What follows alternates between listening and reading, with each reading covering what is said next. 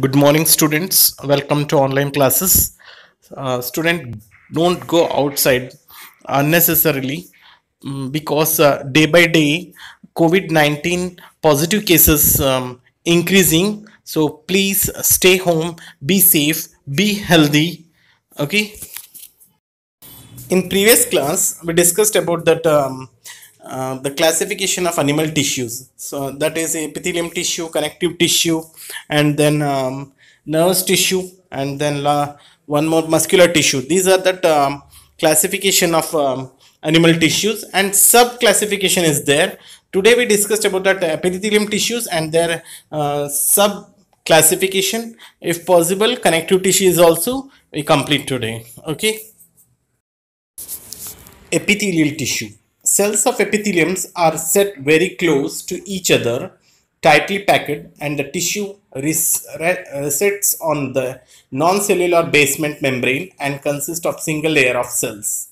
देखो epithelium tissue है very closely रहता है cells, okay, close each other होता है, tightly packed होता है फिर ओके सो ये नॉन सेल्यूलर बेसमेंट मेम्ब्रेन यानी एक सेल्यूलर मेम्ब्रेन के बेसमेंट के ऊपर नहीं रहता है, फिर एक consist of a single layer of cells, सिर्फ सिंगल लेयर के ऊपर ही रहता है फिर एपिथेलियम टिश्यू.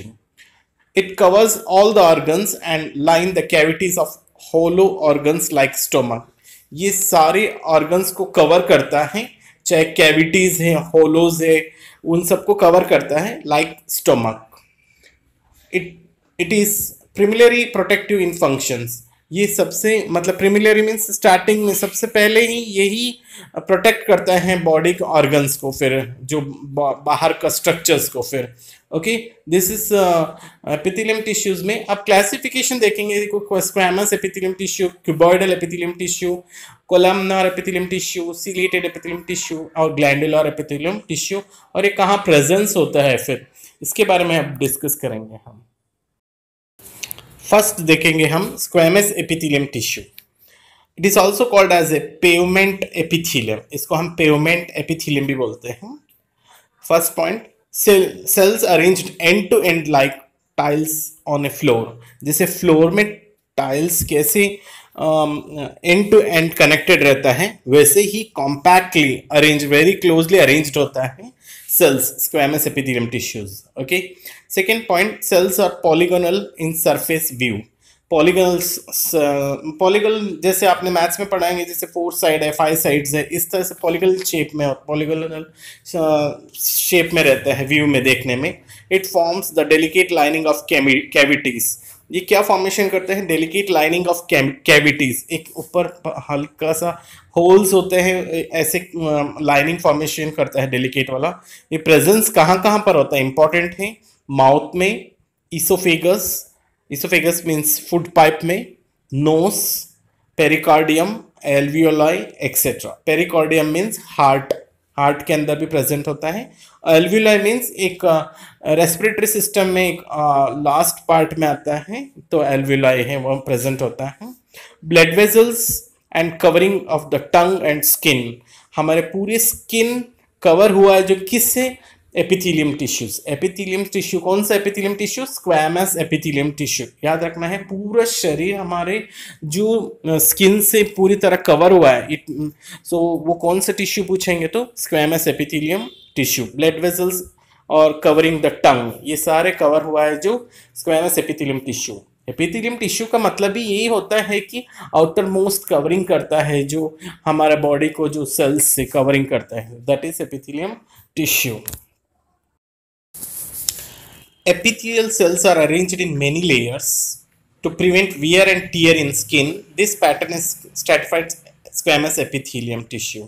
मतलब ये squamous epithelium से ही बना हुआ है जो stratified squamous epithelium tissue. ये भी एक टाइप ऑफ epithelium tissue है, लेकिन squamous में सिंगल लेयर होता है और stratified में many layers होता है फिर.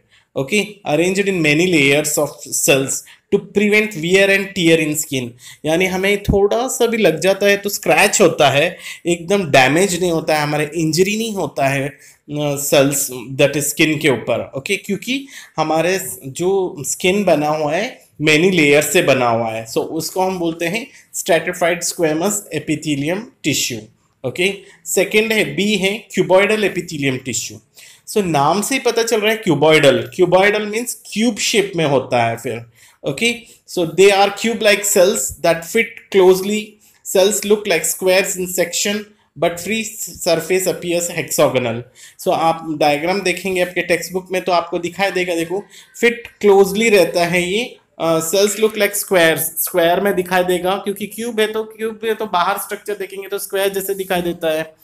But free surface appears hexagonal, अगर फ्रीली देखेंगे तो हमको एक्सागोनल जैसे शेप में दिखाई देगा। एक्सागोनल मीन्स 6 साइड जैसे दिखाई देता है। इट इज फाउंड इन, कहाँ कहाँ पर दिखाई देता है, इंपॉर्टेंट है, किडनी ट्यूब्यूल्स, किडनी के अंदर ट्यूब्यूल्स उसमें प्रेजेंस होता है। थायराइड वेसल्स, थायराइड वेसल्स के अंदर यानी जो नेक के तरफ, एंड इन ग्लैंड्स, ग्लैंड्स के अंदर प्रेजेंट होता है, जैसे सलेवरी ग्लैंड्स है, स्वेट ग्लैंड्स है, ये सारे। ओके, सलेवरी ग्लैंड से जो माउथ में प्रेजेंस होता है जो। फिर थर्ड है it forms germinal epithelium of gonads, यानी जर्मिनल एपिथेलियम यानी टेस्टिस एंड ओवरीज, यानी reproductive organ of male and female का। ओके, सो वो फॉर्मेशन करने के लिए हेल्प करता है क्यूबॉइडल एपिथेलियम। और it involves in absorption, excretion and secretion. ये क्या करता है, अब्जॉर्प्शन करने के लिए, एक्सक्रीशन यानी वेस्ट प्रोडक्ट को बाहर निकालने के लिए, और सेक्रीशन यानी कोई भी सेक्रीट करने के लिए हार्मोन्स को, इस तरह से उसमें इन्वॉल्व होता है। It also provides mechanical supports, ये मैकेनिकल सपोर्ट्स भी देता है। This is about that cuboidal epithelium tissue. Diagram is not necessary to draw it, you just write down the points where it is situated and how it is structures appears। okay, third देखना, that is C, columnar epithelium tissue। columnar means नाम से ही पता चल रहा है column, pillar like structure, columnar यानी pillar like epithelium। it forms lining of stomach, stomach lining, stomach के अंदर जो lining formation करने के लिए help करता है columnar। okay, columnar means pillar like। Small intestine and colon forming mucus membranes, small intestine के अंदर रहने दो, या कोलन जो लार्ज इंटेस्टाइन में है, म्यूकस मेम्ब्रेन फॉर्मेशन करने के लिए हेल्प करता है जो columnar epithelium tissue. Border of microvilli is present at the free surface and of each cell which increases absorption efficiency in small intestine, यानी माइक्रोविलाई प्रेजेंट होता है स्मॉल इंटेस्टाइन के अंदर as well as large intestine के अंदर भी present होता है। ये विलाई क्या करता है, small micro like villi present होता है जो ये सरफेस एरिया को इंक्रीज करने के लिए, अब्जॉर्प्शन करने के लिए, न्यूट्रिशंस को हेल्प करता है जो। सो ये फॉर्मेशन किससे होता है, जो कोलमनार एपिथेलियम टिश्यू से। ओके, नेक्स्ट हम देखेंगे सीलिएटेड एपिथेलियम टिश्यू।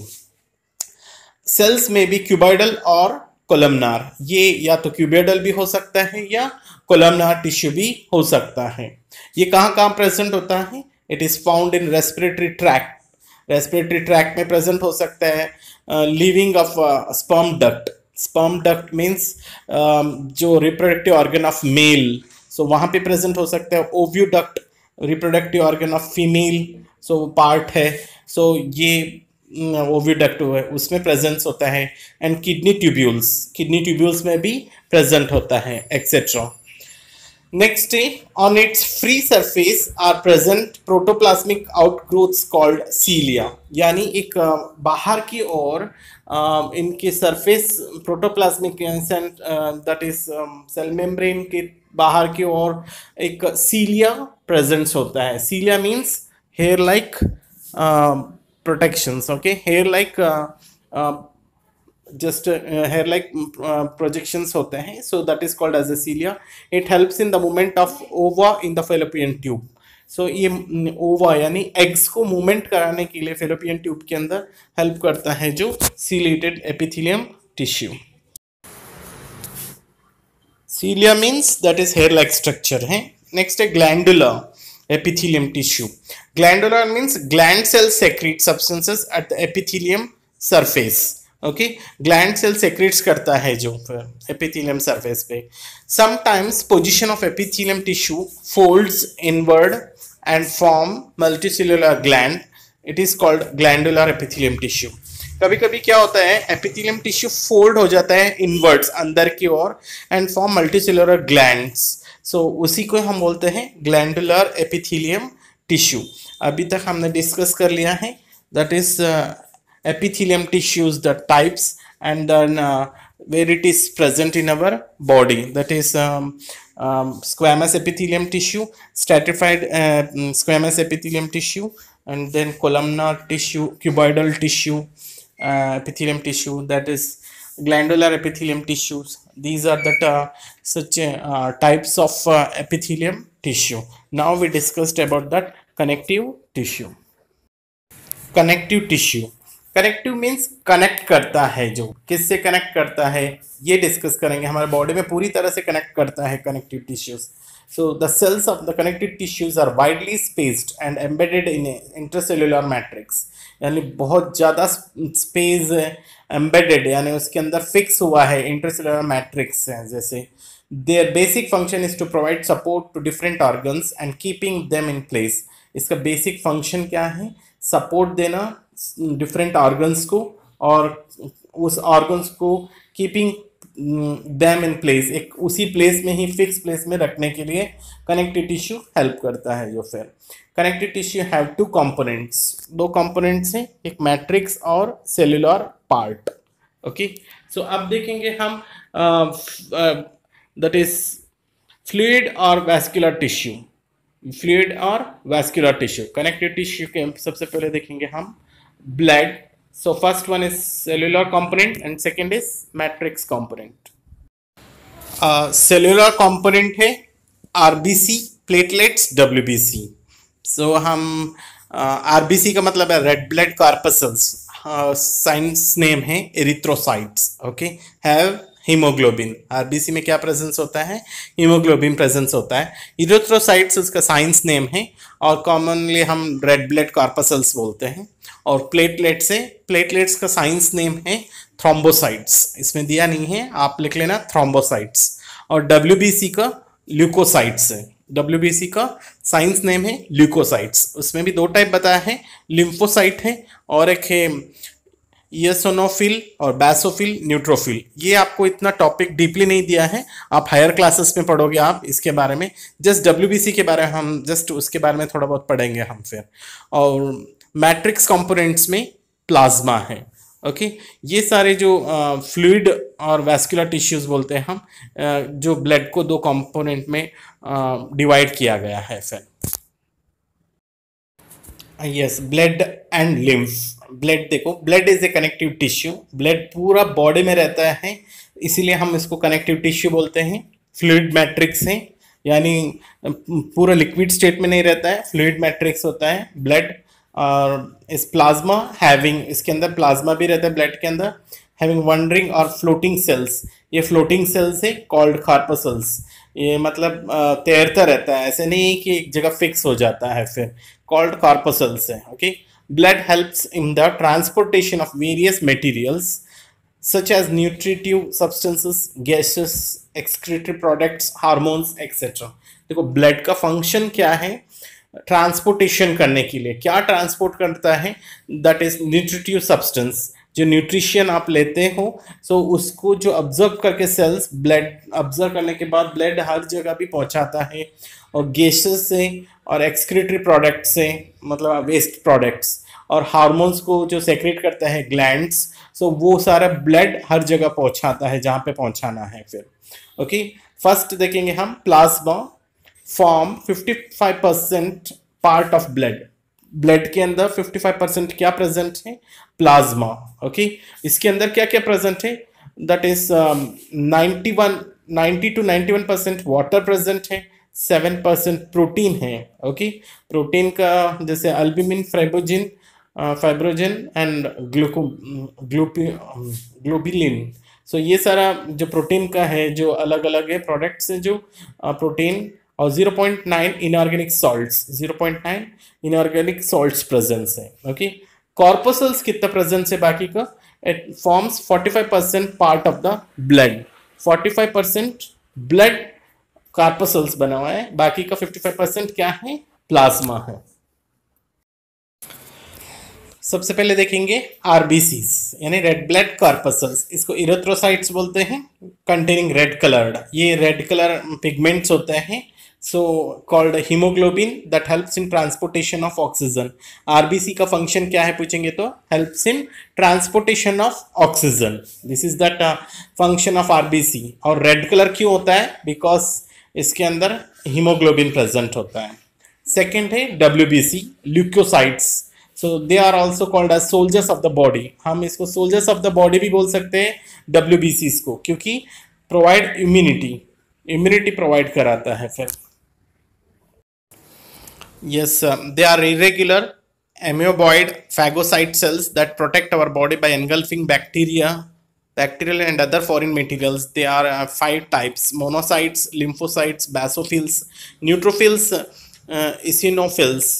सो ये सारे आपको इतना नहीं है, जस्ट आपको इतना सा याद रखना है कि ये हमारे बॉडी के अंदर जो भी फॉरेन मटेरियल्स जैसे फॉरेन सब्सटेंस जाते हैं, जैसे बैक्टीरिया है, जो भी एंट्री होता है उसको फाइट करता है, it fight against the germs and it kills the germs. Okay, this is the main function of the WBC और साइंस नेम है ल्यूकोसाइट्स, इसीलिए हम बोलते हैं इसको soldiers of the body. Next है ब्लड प्लेटलेट्स और थ्रोम्बोसाइट्स, ये थ्रोम्बोसाइट्स है जो हम साइंस नेम देते हैं प्लेटलेट्स को। They are spindle shaped cells, ये स्पिंडल शेप यानी स्पिंडल यानी बीच में थोड़ा सा मोटा होता है और साइड में पतले होता है, spindle shape cells. Okay, which are involve in the cells, वो इन्वॉल्व होता है जो clotting of blood, main function क्या है इसका? Clotting of blood. जहाँ कहीं पे भी इंजरी हो जाता है बॉडी के अंदर, ब्लड ब्लीड होता रहता है, उसको जो रोकने के लिए हेल्प करता है जो प्लेटलेट्स। ओके, हम नेक्स्ट क्लास में पढ़ेंगे bone tissue, areolar tissue and adipose tissue. Okay.